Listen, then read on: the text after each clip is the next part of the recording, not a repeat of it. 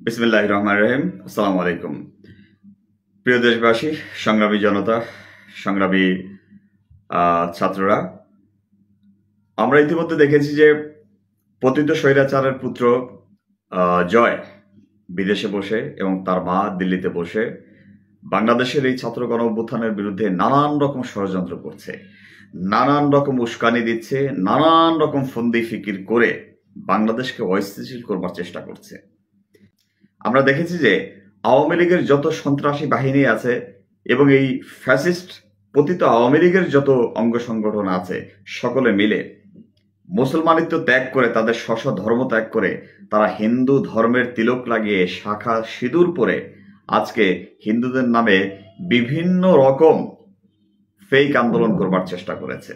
সেই সাথে আমরা দেখেছি এই পতিত স্বৈরাচার পুত্র একজন মানসিক ভারসাম্যহীন, যাকে বাংলাদেশের জনগণ মনে করে এবং সবসময় যিনি মদ্যপ অবস্থায় থাকেন, সেই ফ্যাসিস্ট সরকারের পতিত প্রধানমন্ত্রী পুত্র জয়, সে ভারতকে আহ্বান জানিয়েছে বাংলাদেশকে রক্ষা করবার জন্য, বাংলাদেশের সংবিধান পরিবর্তন করে নির্বাচন আয়োজনের জন্য বা সংবিধান রক্ষা করে নির্বাচনের আয়োজনের জন্য, এবং সেই নির্বাচনের মধ্য দিয়ে এই পতিত সরকারকে আবার তার চেয়ার ফিরিয়ে দেওয়ার জন্য।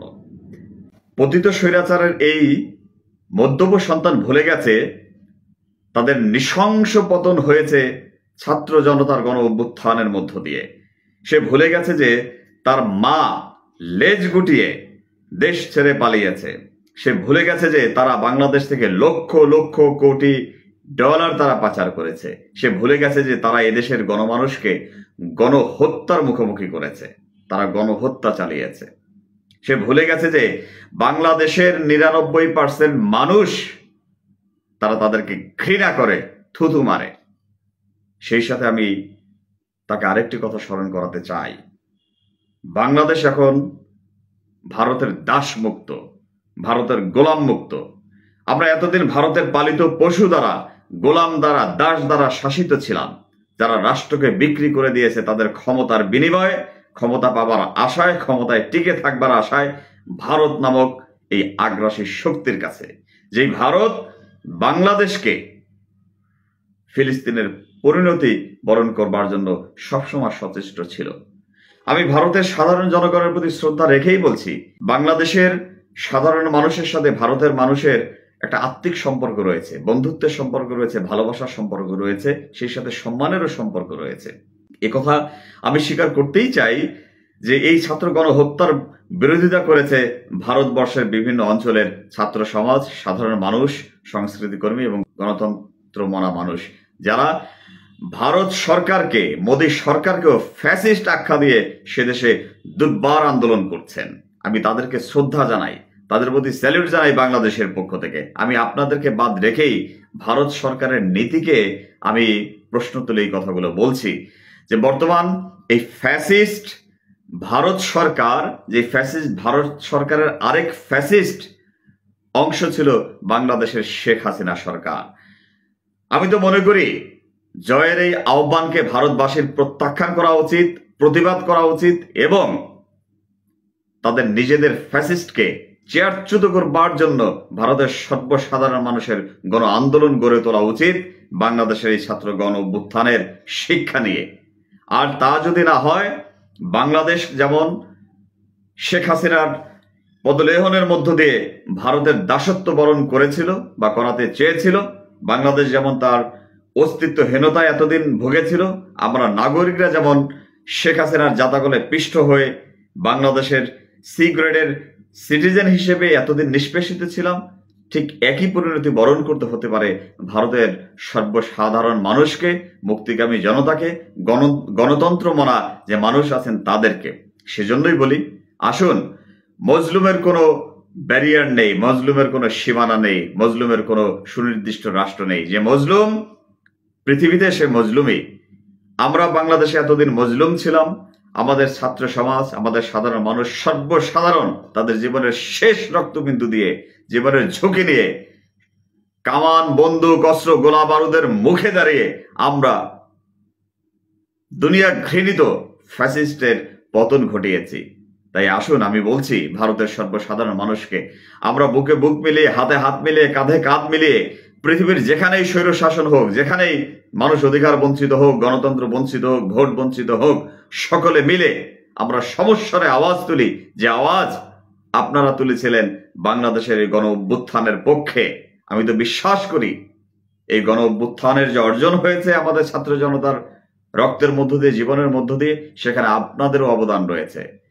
আপনারা জেল খেটেছেন, ভারত পুলিশ দ্বারা আক্রান্ত হয়েছেন, আপনারা হামলার শিকার হয়েছেন, সন্ত্রাসী মোদির যে সন্ত্রাসী বাহিনী আছে তাদের দ্বারা আপনারা বিভিন্নভাবে হেনস্থার শিকার হয়েছেন, হুমকির মুখে আছেন।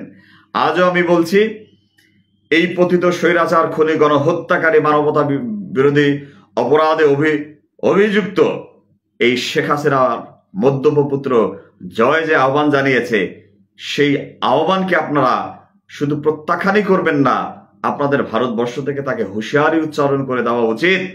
এহেন উচ্চারণ যাতে, এহেন আবেদন যাতে ভারতের প্রতি আর কোনোদিন কোনো স্বৈরাচার তাদের স্বীয় স্বার্থ হাসিলের জন্য করতে না পারে। কারণ ভারতবর্ষ পুরো পৃথিবীতে গণতন্ত্রের এক অনন্য উদাহরণ। সেই উদাহরণ থেকে ভারতের ফ্যাসিস্ট সরকারের আগ্রাসী নীতির কারণে বাংলাদেশ সহ ভারতের প্রতিবেশী রাষ্ট্রসমূহতে গণতন্ত্রের ভাটা পড়েছিল, গণতন্ত্রহীন হয়ে পড়েছিল এবং আমরা আগ্রাসনের শিকার ছিলাম।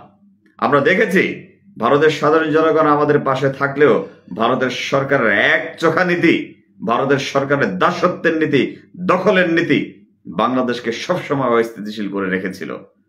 আমরা প্রতিবাদী বাঙালিরা, আমরা প্রতিবাদী বাংলাদেশিরা, সকল জাতি ধর্ম বর্ণ মিলে আমরা সমস্যারে এই আগ্রাসনের বিরুদ্ধে লড়াই করেছি জীবন বাজি রেখে। আমাদের শিশুরা জীবন দিয়েছে, আমাদের নারীরা জীবন দিয়েছে, আমাদের শ্রমিকরা জীবন দিয়েছে, আমাদের ছাত্ররা জীবন দিয়েছে, বুদ্ধিজীবীরা জীবন দিয়েছে এই ভারতের গোলাম শাসকের বিরুদ্ধে সংগ্রাম করতে গিয়ে। তো সুতরাং আমি তো বলবো, হে পতিত ফ্যাসিস্ট পুত্র জয়, তুমি ভারতকে বাংলাদেশের ব্যাপারে নাক গলাতে আহ্বান না জানিয়ে তুমি তোমার পিঠ বাঁচাও, তোমার মায়ের পিঠ বাঁচাও, তোমার সন্ত্রাসী লীগের পিঠ বাঁচাও এবং ভারতকে পরামর্শ দাও যাতে ভারত সরকার সে দেশের জনগণের এই যে উত্তাল প্রতিবাদ এখন চলমান, সেই প্রতিবাদকে মোকাবেলা করে তার গদি রক্ষায় যাতে সচেষ্ট থাকে। আর যদি বাংলাদেশের সংবিধানের দিকে, বাংলাদেশের গণতন্ত্রের দিকে, বাংলাদেশের সীমানার দিকে যদি চোখ তুলে তাকায়, সে তুমি হও, তোমার মা হোক, তোমার বোন হোক, তোমার পরিবার হোক, তোমরা যাদের গোলাম সেই ভারত হোক, সেই চোখ তুলে ফেলতে বাংলাদেশের ছাত্র জনতা এক মিনিটও দেরি করবে না। আমরা অনেক দেখেছি, অনেক শুয়েছি, আমরা ফেলানির লাশের কথা ভুলিনি, আমরা প্রতিদিন সীমান্ত হত্যার যে চিত্র সেটাকে আমরা ভুলিনি।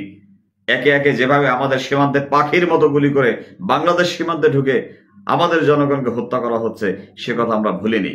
আমাদের বিডিআরকে ধ্বংস করে পিলখানা হত্যাকাণ্ড ঘটিয়ে সেখানে বর্ডার গার্ড করা হয়েছে, আমাদেরকে বলা হয়েছে, আমাদের বাহিনীদেরকে বাধ্য করা হয়েছে তাদেরকে পিঠ দেখাতে, প্রতিবাদ করতে নয়। অথচ এই গৌরব উজ্জ্বল মুক্তিযুদ্ধের স্মৃতি বিজড়িত বাংলাদেশ রাইফেলকে ধ্বংস করে দেয়া হয়েছে পিলখানা ট্রাজেডির মধ্য দিয়ে। সেই সাথে আমি আরেকটি কথা বলতে চাই, ভারতের একটি রাজ্যের বিধায়ক সরকারের প্রতি আবেদন জানিয়েছেন বাংলাদেশের সেনা হস্তক্ষেপ করতে। আরে দেশটা কি তোর বাবার নাকি? বাংলাদেশটা কি তোর বাবার? শেখ হাসিনা ছিল তোদের গোলাম, বাংলাদেশ গোলাম নয়। বাংলাদেশের 18 কোটি মানুষ কখনোই ভারতের গোলাম নয় বা কোনো রাষ্ট্রের গোলাম নয়। বাংলাদেশের 18 কোটি মানুষ তারা জানে সময় মতো তাদের স্বাধীনতা সার্বভৌমত্বকে কিভাবে রক্ষা করতে হয়। বাংলাদেশের 18 কোটি মানুষ জানে কিভাবে ফ্যাসিস্টের পতন করতে হয়। বাংলাদেশের 18 কোটি মানুষ জানে কিভাবে তাদের সীমানা রক্ষা করতে হয়। আজকে আমাদের রাষ্ট্র রক্ষার জন্য যে সংগ্রাম হয়েছে, যে অভ্যুত্থান হয়েছে, এই অভ্যুত্থানকে রক্ষা করবার জন্য বাংলাদেশের ছাত্র জনতা লাখে লাখে ঝাঁকে ঝাঁকে শহীদ হবার জন্য প্রস্তুত আছে। ছেড়ে দেয়নি মাঠ, তারা ছাড়বেও না তারা মাঠ। আমরা জানি দিল্লিতে বসে পতিত ফ্যাসিস্ট স্বৈরাচার, পালিয়ে যাওয়া স্বৈরাচার, সে বাংলাদেশকে অস্থিতিশীল করবার জন্য নানান রকম ষড়যন্ত্র করছে। কারণ তাদের কাছে আছে লক্ষ লক্ষ কোটি টাকা, লক্ষ লক্ষ কোটি ডলার, যা বাংলাদেশ থেকে পাচার করে ভারত সহ বিভিন্ন রাষ্ট্রে তারা নিয়েছে। সুতরাং আমরা বলতে চাই, যত বড় আপনি বিধায়ক হন না কেন, যত বড় আপনি প্রাইম মিনিস্টার হন না কেন, যত বড় আপনি পতিত স্বৈরাচারের পুত্র হন না কেন, বাংলাদেশের মাটিতে আপনাদের জায়গা হবে না। বাংলাদেশের এই গণতন্ত্রের প্রতি আপনারা আর হোঁচট দিতে পারবেন না, এই গণতন্ত্র নিয়ে আর খেলা খেলতে পারবেন না। বাংলাদেশের সকল মানুষ সজাগ রয়েছে, সারা পৃথিবীর সকল মুক্তিকামী মজলুম জনতা সজাগ রয়েছে, সচেতন রয়েছে। আজকে ভারতেই বাংলাদেশের পক্ষে, বাংলাদেশের গণতন্ত্রের পক্ষে, আগ্রাসনের পক্ষে যে সাধারণ মানুষের জোয়ার আছে, সেই জোয়ারই তো আপনারা সামাল দিতে পারবেন না। সুতরাং খুব বেশি কথা বলবেন না, খুব বেশি বাংলাদেশকে নিয়ে আর নাক গলাবেন না। আপনারা আপনাদের পিঠ বাঁচাতে ব্যস্ত থাকুন, আপনারা আপনাদেরকে রক্ষা করতে ব্যস্ত থাকুন।